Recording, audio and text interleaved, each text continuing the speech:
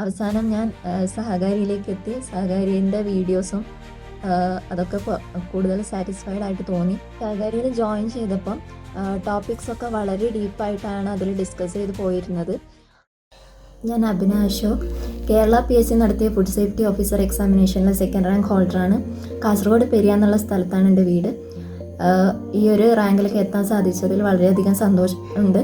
അതേപോലെ തന്നെ ഈ ഒരു റാങ്കിലേക്ക് എത്താൻ എന്നെ സഹായിച്ച എല്ലാവർക്കും ഞാൻ നന്ദി അറിയിക്കുകയാണ്.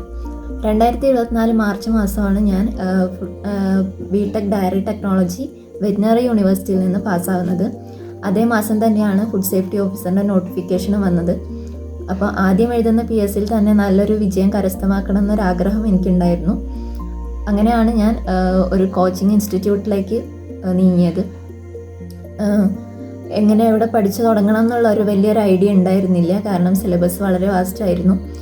അപ്പം അതിന് ഒരു കോച്ചിങ് ഇൻസ്റ്റിറ്റ്യൂട്ട് നോക്കിയാണ് ഞാൻ കുറേ കോച്ചിങ് ഇൻസ്റ്റിറ്റ്യൂട്ടിനെ അന്വേഷിച്ചു. അവസാനം ഞാൻ സഹകാരിയിലേക്ക് എത്തി. സഹകാരിൻ്റെ വീഡിയോസും അതൊക്കെ കൂടുതൽ സാറ്റിസ്ഫൈഡ് ആയിട്ട് തോന്നി. ജോയിൻ ചെയ്യുന്നതിന് മുമ്പ് സഹകാരിൻ്റെ ശ്യാം സാറിൻ്റെ വെബിനാർ അറ്റൻഡ് ചെയ്തിട്ടുണ്ടായിരുന്നു. അപ്പം സാറ് തന്ന മോട്ടിവേഷനും അതേപോലെ തന്നെ സാറിൻ്റെ കുറേ സ്ട്രാറ്റജീസും ഓഫ്ലൈൻ പോലെ തന്നെ എങ്ങനെ ഓൺലൈൻ ക്ലാസ്സും നമുക്ക് എഫക്റ്റീവായിട്ട് കൊണ്ടുവരാം എന്നുള്ള ഓരോരോ ഐഡിയയും കേട്ടപ്പോൾ കുറച്ചും കൂടെ നല്ലതായി തോന്നി. അങ്ങനെയാണ് ഞാൻ സഹകാരിയിൽ ജോയിൻ ചെയ്യുന്നത്. സഹകാരിയിൽ ജോയിൻ ചെയ്തപ്പം ടോപ്പിക്സൊക്കെ വളരെ ഡീപ്പായിട്ടാണ് അതിൽ ഡിസ്കസ് ചെയ്ത് പോയിരുന്നത്. അതുകൊണ്ട് തന്നെ പിന്നെ എല്ലാ ദിവസവും ഡെയിലി എക്സാംസ് ഉണ്ടായിരുന്നു, പിന്നെ വീക്ക്ലി എക്സാംസും ഉണ്ടായിരുന്നു. അതേപോലെ തന്നെ ഈ എക്സാംസ് എല്ലാം നമുക്ക് റിപ്പീറ്റ് ആയിട്ട് ചെയ്യാനുള്ള ഓപ്ഷനും അതിൽ ഉണ്ടായിരുന്നു. അതുകൊണ്ട് തന്നെ നമുക്ക് ഒരു എക്സാം വളരെ റിപ്പീറ്റഡ് ആയിട്ട് ചെയ്യുന്നത് വഴി നമുക്കത് നന്നായിട്ട് മെമ്മറൈസ് ചെയ്യാൻ ഹെൽപ്പ് ചെയ്തിരുന്നു.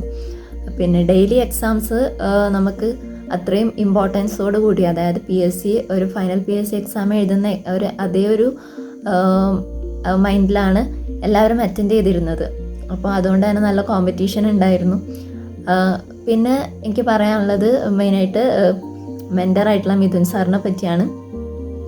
സാർ എന്ന് പറഞ്ഞാൽ നമ്മൾ എവിടുന്ന് ഡൗട്ട് എടുത്ത് കൊണ്ടുപോയാലും സാറത് കണ്ടുപിടിച്ച് കൊണ്ടുതരും, എവിടുന്നാണെങ്കിൽ അത് കൊണ്ടുതരും. അതേപോലെ സാർ എടുക്കുന്ന എഫേർട്ടിന് നല്ലൊരു അപ്രീസിയേഷൻ ഡിസേർവിങ് ആണെന്ന് എനിക്ക് തോന്നിയിട്ടുണ്ട്. പിന്നെ നമുക്ക് എന്ത് കംപ്ലൈൻറ്റ് ഉണ്ടെങ്കിലും സാറിനോട് പറഞ്ഞു കഴിഞ്ഞാൽ സാറത് റെക്ടിഫൈ ചെയ്ത് തരുമായിരുന്നു. പിന്നെ ഒരുപാട് കുട്ടികൾ സഹകാരിൻ്റെ കോച്ചിങ് ഇൻസ്റ്റിറ്റ്യൂട്ടിൽ തന്നെ ഉണ്ടായിരുന്നു. അതുകൊണ്ട് തന്നെ നമുക്കൊരു എക്സാം എഴുതിയിട്ട് അതിൽ നല്ലൊരു റാങ്ക് കിട്ടുമ്പോൾ നമുക്ക് തന്നെ നല്ലൊരു മോട്ടിവേഷൻ കിട്ടാറുണ്ട്. അതേപോലെ നോട്ടിഫിക്കേഷൻ വന്നു കഴിഞ്ഞിട്ട് ശേഷം എക്സാം വളരെ ഡിലേ ആയിരുന്നു. ആ ഒരു ടൈം പീരീഡിൽ വളരെ കൺസിസ്റ്റൻ്റ് ആയിട്ട് ക്ലാസ്സസ് സാറ് തന്നിരുന്നു. എല്ലാ ഫാക്കൽറ്റീസും നല്ല ക്ലാസ്സുകൾ തന്നിരുന്നു. അതേപോലെ തന്നെ അതെല്ലാം ഒരു ദിവസം പോലും വിടാതെ ഞാൻ അറ്റൻഡ് ചെയ്തിട്ടുണ്ടായിരുന്നു. അതേപോലെ തന്നെ എല്ലാ എക്സാംസും ഞാൻ അറ്റൻഡ് ചെയ്തിട്ടുണ്ടായിരുന്നു.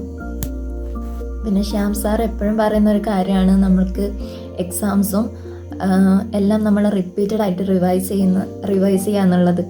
ആ ഒരു അഡ്വൈസ് വളരെ ഹെൽപ്ഫുള്ളായിരുന്നു. കാരണം നമ്മൾ പഠിച്ച കാര്യം മൈൻഡിൽ രജിസ്റ്റർ ചെയ്യുക എന്നുള്ളത് തന്നെയാണ് PSCയിൽ ഏറ്റവും ഇമ്പോർട്ടൻ്റ് ആയിട്ടുള്ള കാര്യം എന്ന് എനിക്ക് തോന്നിയിട്ടുള്ളത്. നമ്മളൊരു കാര്യം പഠിച്ചു കഴിഞ്ഞാൽ അത് റിവൈസ് ചെയ്തിട്ട് പിന്നെയും മൈൻഡിലേക്ക് രജിസ്റ്റർ ചെയ്യണം. അപ്പോൾ സാർ അത് എപ്പോഴും പറയുന്നൊരു കാര്യമായിരുന്നു. അപ്പോൾ ആ ഒരു അഡ്വൈസ് വളരെ ഹെൽപ്ഫുള്ളായിട്ട് എനിക്ക് തോന്നിയിട്ടുണ്ട്. പിന്നെ ഒരു 1000ഓളം കുട്ടികൾ എഴുതുന്ന ടെസ്റ്റ് സീരീസ് അവസാനം സഹകാരിയിൽ തന്നെ കണ്ടക്ട് ചെയ്തിട്ടുണ്ടായിരുന്നു.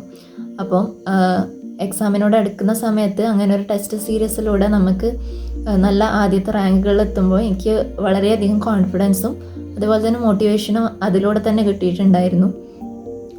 ആദ്യത്തെ റാങ്കുകളിൽ എത്തുക എന്നുള്ളത് അത് വളരെ ഒരു കോമ്പറ്റീറ്റീവ് മൈൻഡോട് കൂടി ഫൈനൽ PSC എക്സാം എഴുതുന്ന പോലെ തന്നെയാണ് ഞാൻ എഴുതിയിട്ടുണ്ടായിരുന്നത്.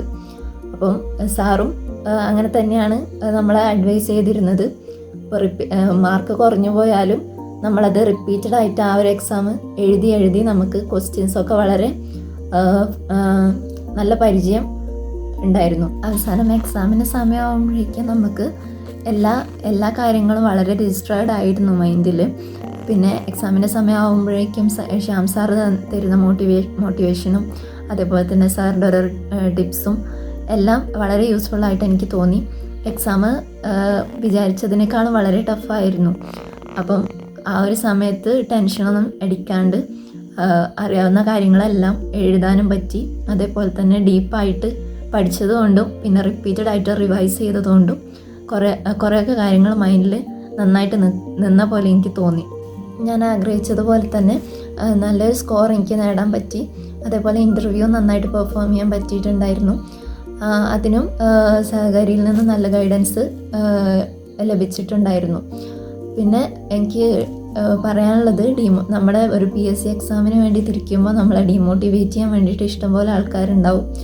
പക്ഷേ നമുക്ക് നമ്മുടെ സെൽഫായിട്ടുള്ള ഒരു കോൺഫിഡൻസും അതേപോലെ ഹാർഡ് വർക്ക് ചെയ്യാനുള്ള ഒരു മൈൻഡും ഉണ്ടെങ്കിൽ നമുക്ക് ഏത് PSC വേണമെങ്കിലും ക്രാക്ക് ചെയ്യാൻ പറ്റും എന്നാണ് ഞാൻ വിശ്വസിക്കുന്നത്. ഞാൻ മനസ്സിലാക്കിയത് ഇപ്പം അങ്ങനെയാണ്. അപ്പം ഇതിനു വേണ്ടി ഈ ഒരു സ്കോറ് ലഭിക്കാനും അതേപോലെ തന്നെ സെക്കൻഡ് റാങ്ക് കിട്ടാനും വേണ്ടി എന്നെ സഹായിച്ച സഹകാരി റേസ് പ്ലസിനും ശ്യാം സാറിനും പിന്നെ മെൻറ്ററായിട്ടുള്ള മിഥുൻ സാറിനും ബാക്കി എല്ലാ ഫാക്കൽറ്റീസിനും ഞാൻ എൻ്റെ നന്ദി അറിയിക്കുകയാണ്. Thank you.